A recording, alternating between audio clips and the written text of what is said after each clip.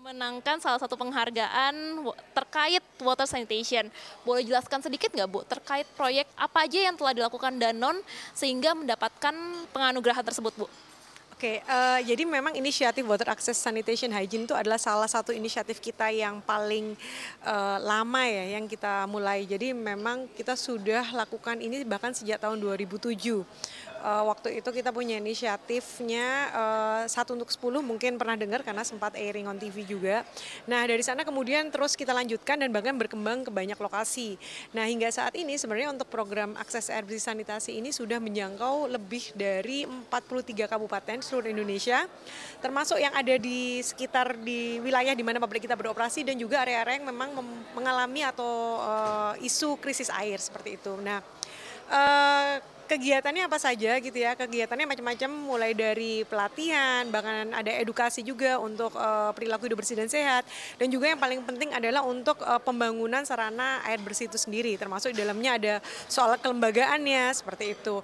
Dan ini kita lakukan bahkan sudah memberikan manfaat lebih dari 500.000 masyarakat Indonesia. Wow, luar biasa. Tapi bentuk konkretnya seperti apa Bu? Ya, jadi kegiatan-kegiatan yang tadi saya sebutkan itu, misalnya kita ada pelatihan-pelatihan untuk kader-kader, kemudian juga ada untuk kelompok pengelola sarana air bersih, supaya mereka bisa mengoperasikan dan juga menjamin keberlanjutannya, seperti itu. Kemudian tentu saja ada kegiatan untuk kita bangun infrastrukturnya, perpipaan akses air bersih misalnya, seperti itu. Kemudian juga ada edukasi yang kita lakukan di sekolah, terutama untuk SD ya, dan juga yang lakukan di masyarakat tentang bagaimana kemudian kita bisa memanfaatkan air bersih itu untuk menunjang perilaku hidup bersih dan sehat. Termasuk juga diantaranya adalah bagaimana kita menerapkan praktek sanitasi yang sehat dengan menggunakan air bersih yang saat ini sudah tersedia. Aku baca ada tanam pohon juga ya Bu? Iya, nah jadi memang sebenarnya program akses air bersih sanitasi dan hygiene atau kita bilangnya water access sanitation and hygiene ini bagian dari pengelolaan sumber daya air yang lebih besar atau lebih luas.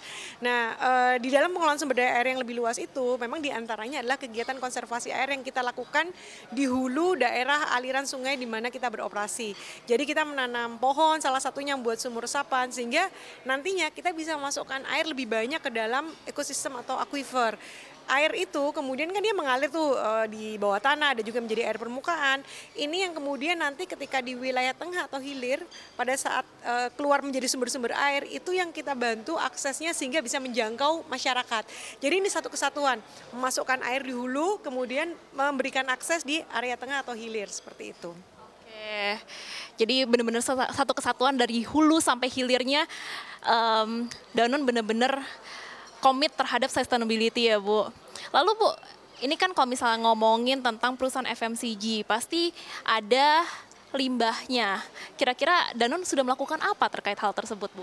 Nah, kalau misalnya kita bicara terkait dengan pengelolaan kemasan mungkin ya yang dimaksud dengan limbah itu, jadi memang kita juga punya banyak sekali inisiatif untuk pengelolaan sampah. Ada yang kita lakukan di tingkat masyarakat seperti bank sampah, TPS 3R, bahkan ada yang di skala kabupaten atau kota dalam bentuk TPST. Kemudian ada juga kita bekerja sama dengan beberapa mitra lokal untuk mengembangkan yang namanya unit bisnis daur ulang. Nah, ini kita lakukan sehingga dengan demikian botol plastik yang kemudian terbuang atau bahkan mungkin tidak terpilah itu bisa diambil, dijaga nilai ekonomisnya, bahkan didaur ulang menjadi botol baru yang mana kemudian botol ini bahan baku ini kita gunakan kembali menjadi yang tadi mungkin saya sempat sebutkan botol plastik yang terbuat dari material daur ulang seperti itu. Oke, ini kan sudah luar biasa banyak banget inisiatif-inisiatifnya. Sejauh ini tantangan terberatnya apa dalam implementasi inisiatif tersebut? Tantangannya tentu menjamin keberlanjutan dari inisiatif yang sudah kita mulai ya. Jadi makanya tadi saya sempat bilang to maintain the sustainability of the sustainability itself, the sustainability initiative itself gitu. Jadi sekarang kita punya banyak nih inisiatif keberlanjutan. Tapi siapa yang menjamin tahun depan, tahun-tahun mendatang itu masih ada? Either karena mungkin masyarakat atau pemangku kepentingan lainnya mungkin kurang merasa memiliki gitu kan, atau mungkin juga memang karena tidak adanya dana seperti itu. Nah dari sana kemudian yang kita lakukan adalah sedari awal itu berusaha melibatkan multi pihak. Jadi ada kemitraan multi pihak yang kita bentuk sehingga masing-masing itu menyadari urgensinya dan bersedia untuk ikut kontribusi. Bahkan kemudian melanjutkan ketika inisiatif keberlanjutan yang kita inisiasi itu selesai. Jadi bisa bergulir dengan sendirinya, termasuk kalau misalnya mereka bisa self financing seperti itu. Nah yang kedua mungkin dari sisi scalability, gimana caranya yang kita lakukan itu nggak hanya di satu desa aja, tapi bisa dilanjutkan, direplikasi di desa-desa lainnya sehingga manfaatnya atau dampaknya jadi lebih terasa seperti itu. Itu yang mungkin jadi tantangan, tapi ini juga kita address dengan cara bagaimana kemudian kita juga mengengage misalnya lembaga keuangan mikro misalnya seperti itu, sehingga nantinya ketika misalnya ada keinginan atau kebutuhan dari masyarakat yang lain, mereka bisa kemudian datang misalnya ke lembaga keuangan mikro dan kemudian misalnya mengambil kredit air minum misalnya seperti itu, sehingga mereka bisa mengembangkan di wilayahnya sendiri seperti itu. Lalu ini kan kita ngomongin hal yang terjadi sekarang. Nextnya bakal kayak gimana? Danone akan ada inisiatif apa? Ya, karena sebenarnya target kita masih cukup banyak. Kita kebetulan memang punya beberapa target yang sangat ambisius. Yang pertama terkait air, kita ingin mengembalikan lebih banyak air ke alam dan masyarakat itu lebih dari yang kita gunakan nanti di 2030. Jadi harus ada inisiatif-inisiatif yang tadi saya bilang, misalnya konservasi air salah satunya, termasuk juga untuk menyediakan air bersih untuk masyarakat yang harus terus kita lakukan sehingga kita bisa mencapai target tersebut. Kemudian yang kedua adalah tentu saja target yang berkaitan dengan perubahan iklim. Jadi kita punya target juga 2030 itu untuk menggunakan 100% energi listrik terbarukan. Nah, ini banyak banget nih yang harus kita ulik dan kita harus temukan solusi supaya kita bisa mengakselerasi upaya kita untuk mencapai target tersebut 2030. Nah, makanya tadi mungkin saya sempat sampaikan bahwa kita nggak bisa lakukan business as usual, definitely kita harus berinovasi, dan berinovasi ini dengan siapa? Tentu dengan berkolaborasi dengan seluruh pihak yang ada di ekosistem kita. Termasuk tentunya adalah pihak-pihak yang ada di sepanjang value chain dari bisnis dan Indonesia sendiri, termasuk diantaranya Endreshauser. Karena kita juga sudah mulai lakukan dengan Endreshauser untuk menyediakan akses air bersih di Gunung Kidul, yang mana kita semua tahu itu daerah rawan air.